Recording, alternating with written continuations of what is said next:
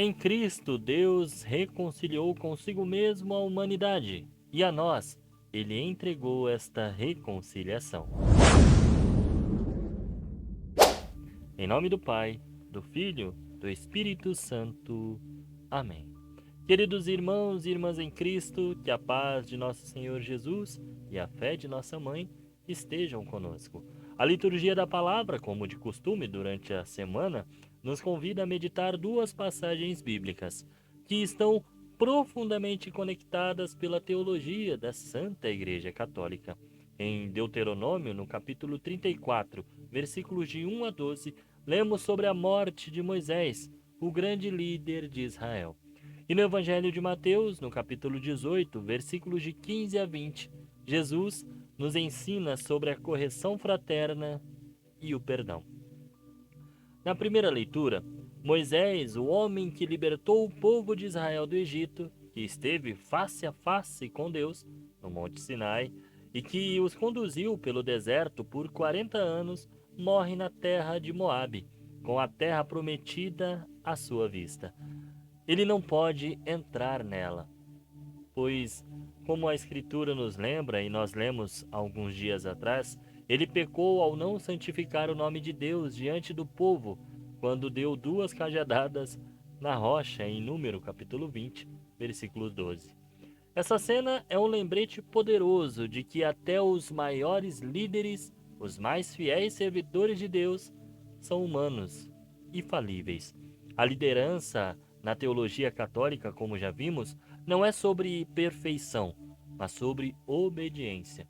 Moisés foi um líder exemplar, não por nunca ter errado, mas por ter colocado inteiramente a sua vida a serviço do plano de Deus, mesmo diante das maiores dificuldades. Sua morte na fronteira da Terra Prometida simboliza a transição da lei para a graça, ou seja, do Antigo Testamento para o Novo Testamento. Ele preparou o caminho para Josué, cujo nome em hebraico lembra muito o nome de Jesus, Yoshua. É a mesma raiz do nome de Jesus, Yeshua, que significa Deus salva. Moisés nos conduz à entrada da promessa, Jesus nos conduz à sua realização. No Evangelho de hoje, Jesus está instruindo seus discípulos sobre como viver em comunidade, a comunidade que ele está fundando, a sua igreja. As palavras de Jesus sobre a correção fraterna não é como uma licença para julgar e condenar, mas sim um guia para a reconciliação e a salvação das almas. A ordem de Jesus é clara e progressiva. Se o teu irmão pecar contra ti, vai corrigi-lo, mas em particular, a sós contigo. O primeiro passo, irmãos, é a discrição e a caridade. O objetivo não é expor o pecado, mas resgatar o pecador.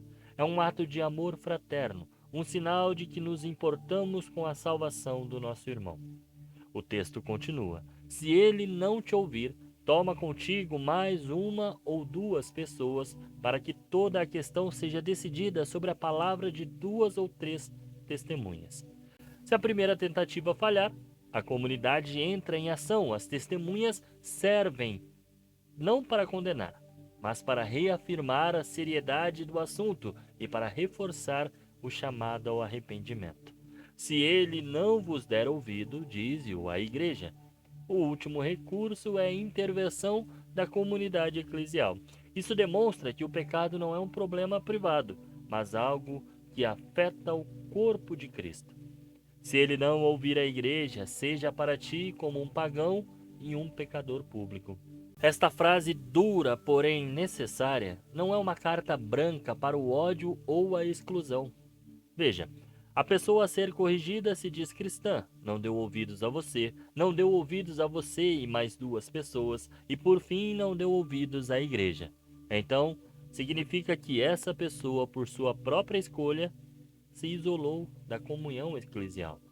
E mesmo assim, Jesus nos ensina a amar e rezar pelos pecadores públicos e pagãos, mostrando que a porta da reconciliação nunca está totalmente fechada.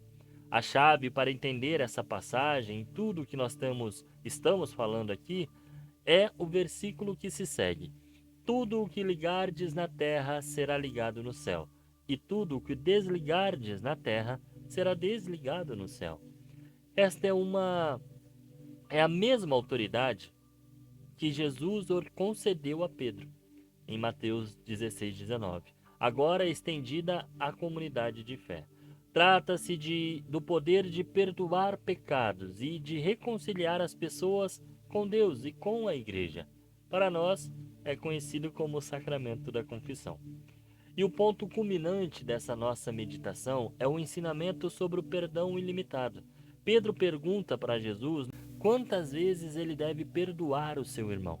A resposta de Jesus é totalmente contrária ao que nós fazemos cotidianamente por conta da nossa fraqueza humana. Não te digo até 7 vezes, mas até 70 vezes 7. Irmãos, isso não é um número que gera um limite, ou seja, é só 70 vezes 7 vai dar 7 vezes 7, 490 vezes. Não.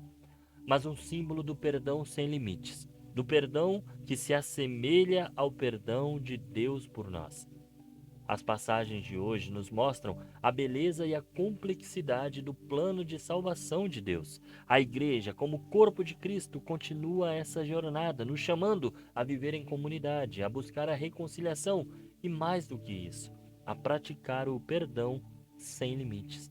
Nós somos a nova comunidade de Israel, guiada não mais por Moisés, mas pelo próprio Cristo, que deixou a autoridade de ligar e desligar, de perdoar e reconciliar com a sua una Igreja Católica Apostólica Romana. Portanto, irmãos, sejamos praticantes da reconciliação, lembrando sempre que assim como Moisés preparou o caminho, nós somos chamados a preparar o caminho para o reino de Deus, para os nossos irmãos, para muitas vezes as ovelhas perdidas, como nós vimos no Evangelho há uns dias atrás. E claro, preparar os nossos corações exercendo o perdão que nos foi dado. Afinal, rezamos todos os dias: perdoai-nos as nossas ofensas, assim como nós perdoamos. Que a graça de nosso Senhor nos fortaleça para que sejamos instrumentos de sua misericórdia, perdoando sempre como fomos perdoados e construindo a comunidade do amor que Jesus nos ensinou, o amor ágape. Que Deus abençoe você e até amanhã, se esse mesmo Deus me permitir. Senhor, estivemos aqui reunidos por amor a Jesus Cristo, em nome do Pai, do Filho, do Espírito Santo. Amém.